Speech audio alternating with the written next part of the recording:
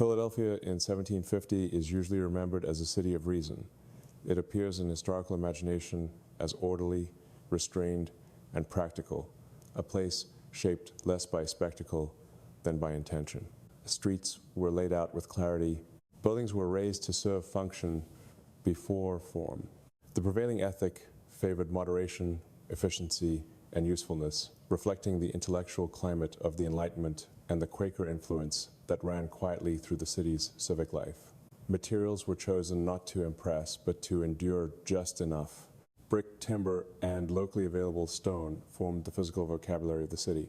Nothing about Philadelphia in the mid-18th century suggests excess. And yet, embedded within that rational fabric, there are structures that quietly resist the expectations placed upon them. Granite appears where simpler stone would have sufficed. And not merely granite in rough utilitarian blocks, but granite shaped, refined, and carved with a level of precision that exceeds what the period strictly required. Surfaces curve smoothly where flat planes would have been easier. Decorative elements repeat with mathematical consistency. Edges meet at angles that show no hesitation, no improvisation, no correction. These are not marks of hurried construction or of approximate skill. They are the marks of controlled execution. What makes this unsettling is not that such craftsmanship exists at all. Stone carving, even in hard materials, was not unknown in the 18th century. What raises the question is why it appears here, in this city, at this time, in forms that add no structural necessity. The carvings do not strengthen the building. They do not bear additional load. They do not solve engineering problems. They solve nothing except form, and yet they were executed anyway, at considerable cost in time and labor. There are no records describing a sudden flowering of elite stoneworking workshops in Philadelphia around 1750. There are no shipping manifests that speak of imported cutting technology or specialized machinery arriving in the port. There are no detailed accounts of master stonecutters relocating en masse from Europe to introduce techniques that exceeded the continental norm. The archival silence is not dramatic, it is matter of fact. Nothing appears missing because nothing was ever expected to be there. This is where the tension forms. The historical narrative expects simplicity. The physical evidence suggests refinement beyond necessity. And between those two positions, there is no documented bridge. The question that emerges is not one of authorship. It is not necessary to ask who built these structures, because the builders are not in dispute. The question is one of choice. Why did a city defined by restraint choose to invest effort in stonework that did more than the task demanded?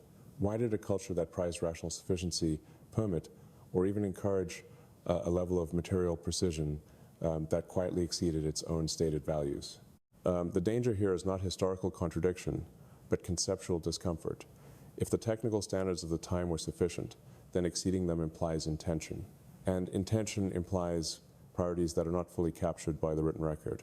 The stone does not argue, it does not accuse, it simply remains shaped more carefully than it needed to be, asking why that care was deemed worth the effort. To understand why these granite details feel out of place, one must first understand what Philadelphia was expected to be. In the mid-18th century, the city was emerging as a center of commerce, governance, and intellectual exchange. It was busy, but not extravagant. Its growth was deliberate rather than monumental. Buildings were raised quickly to meet need, not to signal permanence across centuries. Even civic structures favored clarity over ornament, their authority derived from function rather than scale. The prevailing construction logic reflected this mindset. Brick was abundant, easy to work, and well suited to the city's climate. Timber framing allowed for speed and flexibility. Stone, when used, was typically local and cut with restraint. The goal was durability, not display. Granite, a material notoriously resistant to shaping, was rarely the first choice unless there was a compelling reason. And even then, its use was typically conservative. This restraint was not due to lack of skill alone. It was cultural. The Quaker influence encouraged modesty and discouraged excess. Architecture was expected to serve, not dominate. Decorative flourishes were often viewed with suspicion as signs of vanity rather than necessity. Within this framework, elaborate stone carving held little obvious value. It consumed resources without solving pressing problems. This is what makes the granite structures anomalous.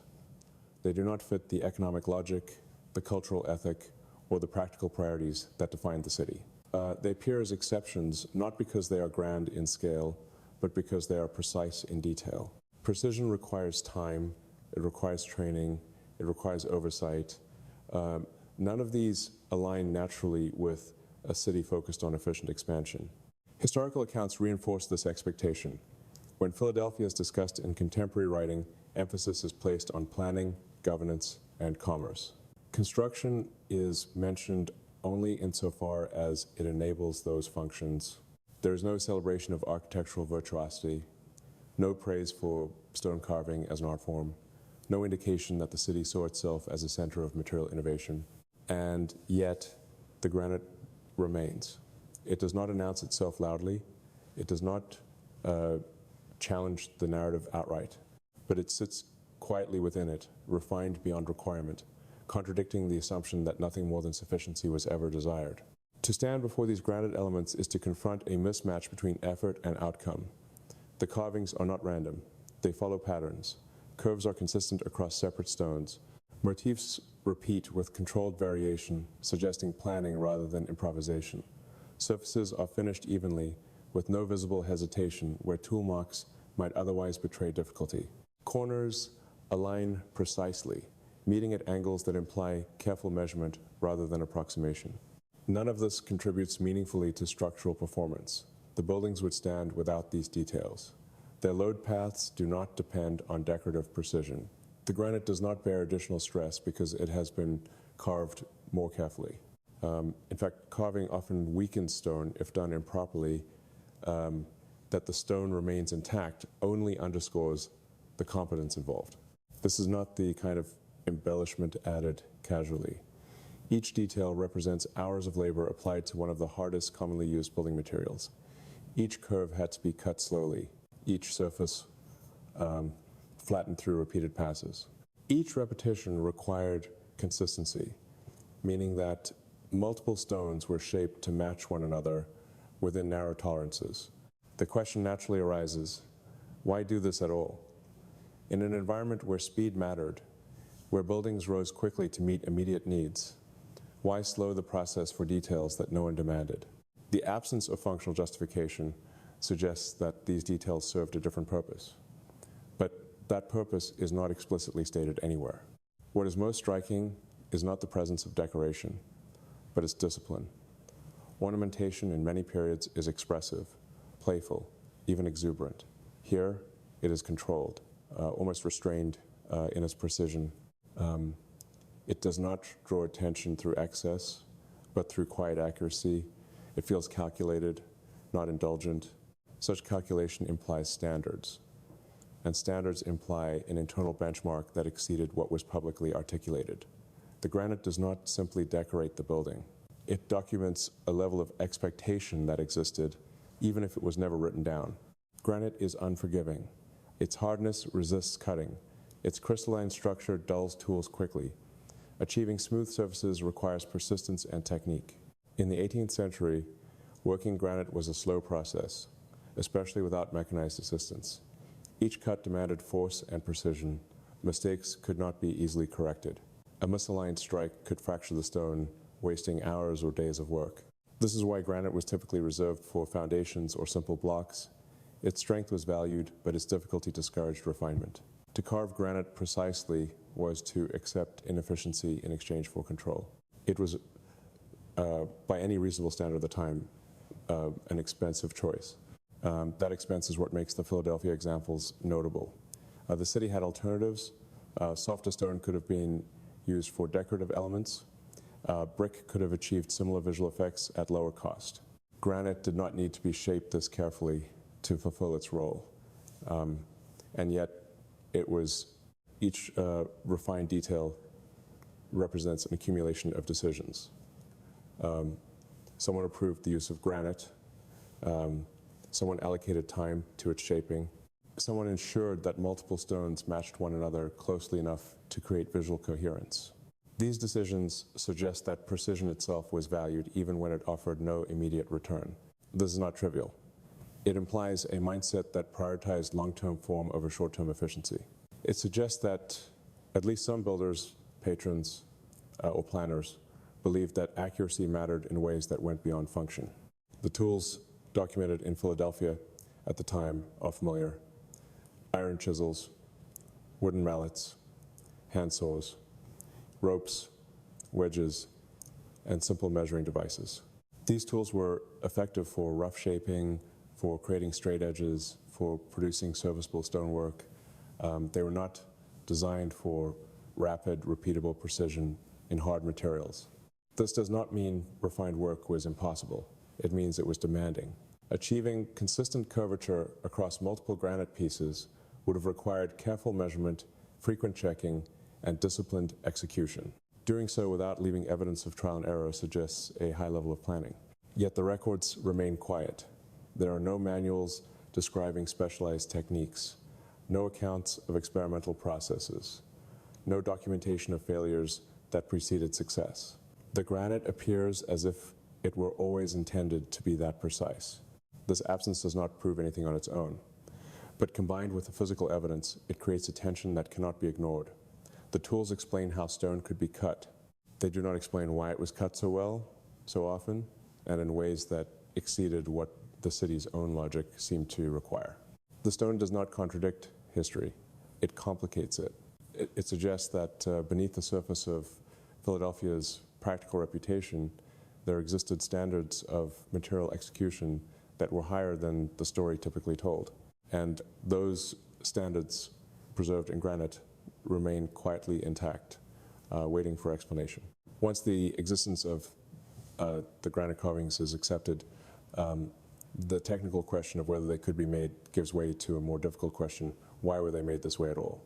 Philadelphia in 1750 was not constrained to granite.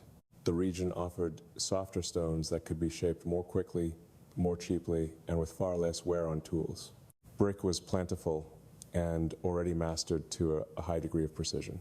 Even decorative effects could have been achieved through surface treatment, shallow relief, or composite materials that imitated refinement without demanding it.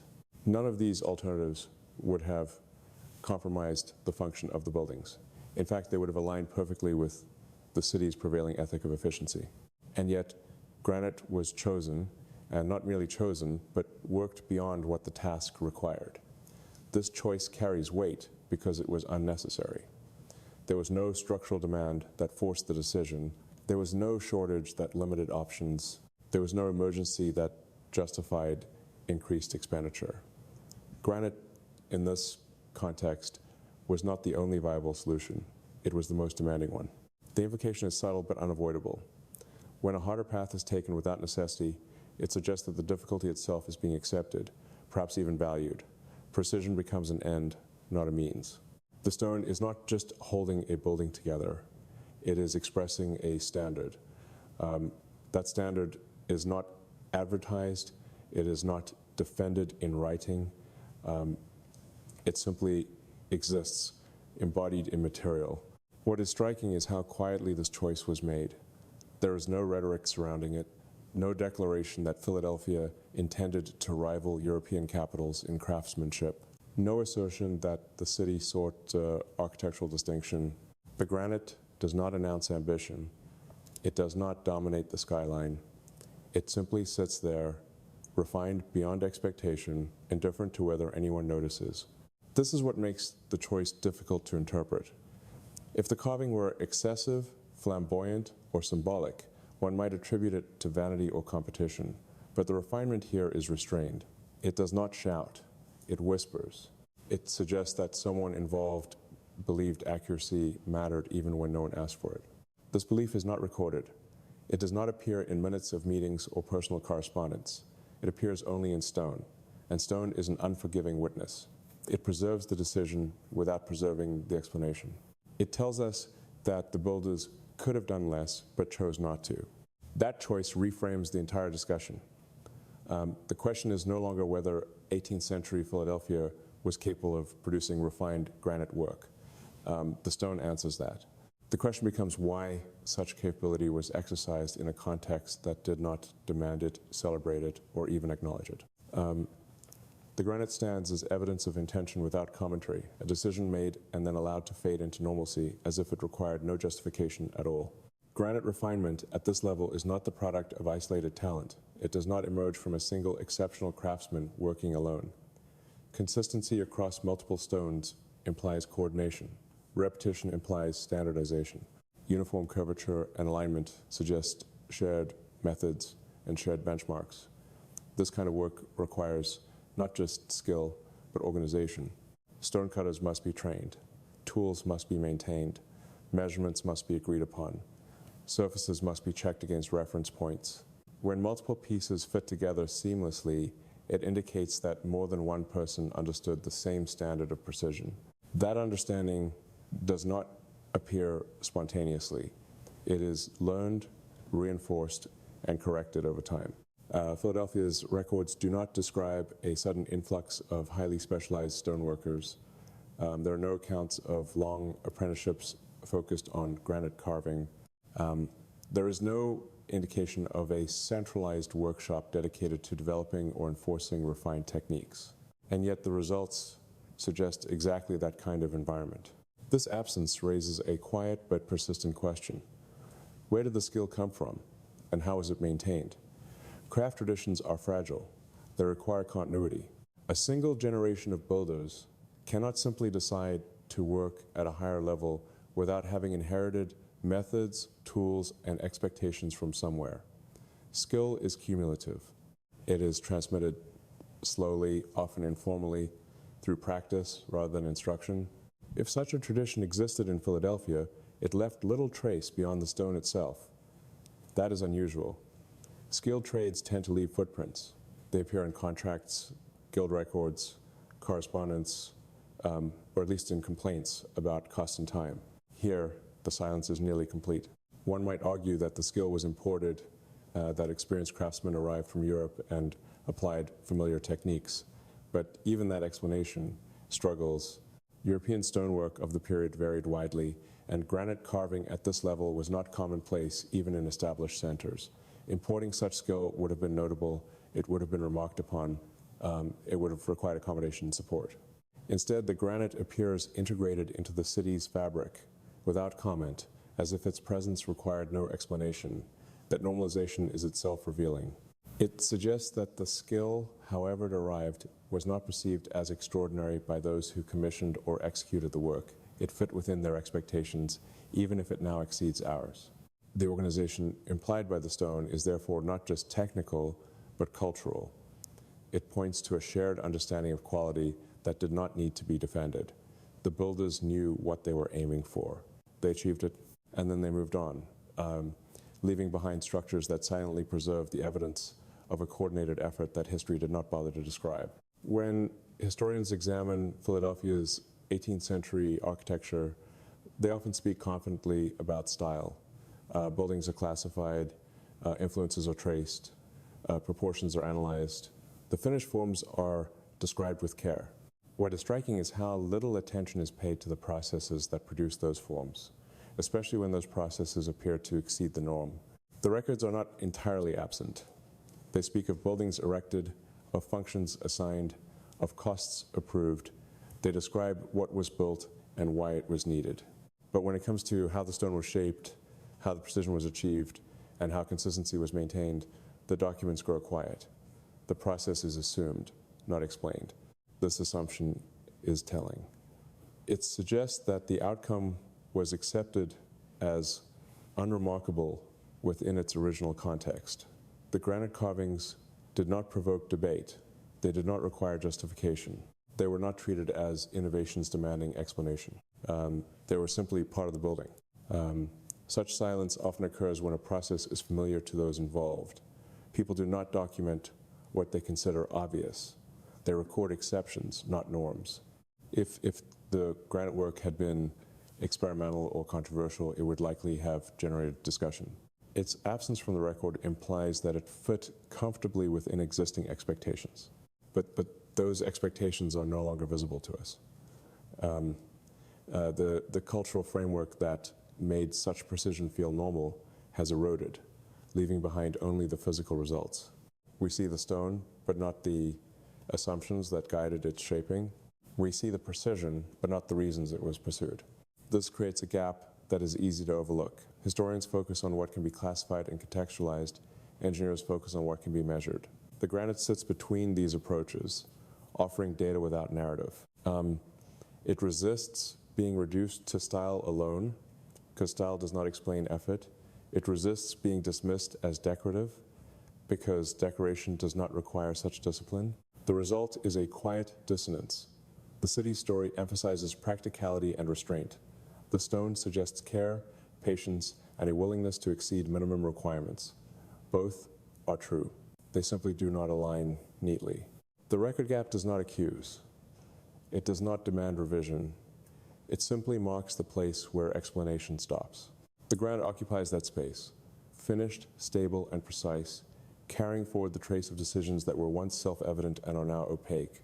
In that opacity lies the enduring tension of Philadelphia's stonework, a material legacy that fits the city physically, but not entirely conceptually, reminding us that what was once ordinary to its builders may no longer be ordinary to those who inherit it.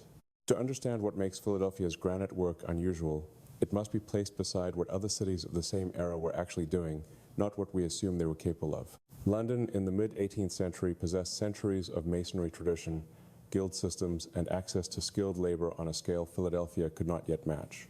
Yet even there, granite carving of comparable precision was reserved for monuments, bridges, or royal commissions, not quietly embedded into functional civic or institutional buildings. The material was respected for its durability, but its difficulty discouraged excess refinement unless symbolism demanded it. Precision existed, but it announced itself. Boston, closer in age and circumstance to Philadelphia, leaned even more decisively toward restraint. Its stonework favored robustness over finish, clarity over ornament. Granite appeared primarily where strength was needed, not where visual or geometric perfection offered no structural advantage. The city's early stone buildings were competent, sometimes impressive, but rarely indulgent.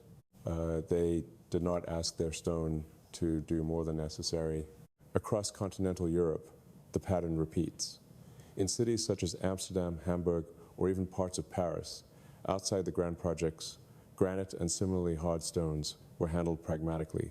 Decorative complexity was more often achieved through softer materials, layered finishes, or composite assemblies that allowed refinement without demanding absolute control of the hardest material available. Where intricate stone carving did appear, it was usually localized, celebrated, and well documented. Philadelphia does not fit neatly into any of these categories. Its granite details are neither monumental in intent nor marginal in execution. They are not framed as statements, yet they surpass what was commonly accepted as sufficient. This places them in an awkward comparative position. They are too refined to be accidental, too restrained to be symbolic, and too widespread to be dismissed as isolated experiments. The comparison reveals something subtle but important. Philadelphia was not following a global trend. It was not imitating London, nor competing with European capitals. The granite work does not read as an attempt to catch up or show off. Instead, it suggests an internal standard, one that did not depend on external validation. This is what makes the comparison uncomfortable. When a city exceeds the norms of its time without appearing to notice that it is doing so, the excess becomes difficult to explain. It is not driven by fashion, rivalry, or ideology. It simply exists. The stone does not argue for itself. It does not claim importance. It waits to be compared, and in that comparison, quietly stands apart. The longer a structure endures, the more it fades into the background of daily life. What was once deliberate becomes assumed. What required effort becomes taken for granted. Over time, technical excellence can paradoxically erase itself by becoming normal. This is what happened to Philadelphia's granite. As buildings aged, their refined details ceased to be noticed. They were repaired, repurposed, and surrounded by newer construction. The city grew around them, and the stone became part of the scenery. No one questioned why it looked the way it did, because it always looked that way within living memory. Historians, too, tend to follow visibility. They focus on events, movements, and transformations that announce themselves. Subtle technical decisions rarely generate narratives unless they cause failure or controversy. Precision that works quietly attracts little attention. It does not disrupt. It does not demand explanation. As architectural history matured, it leaned toward classification rather than interrogation. Styles were named, periods were defined. Philadelphia's buildings were slotted into familiar categories, their stonework absorbed into descriptions of proportion and form. The granite's difficulty was acknowledged abstractly, if at all, and then set aside. This process turns excess into invisibility.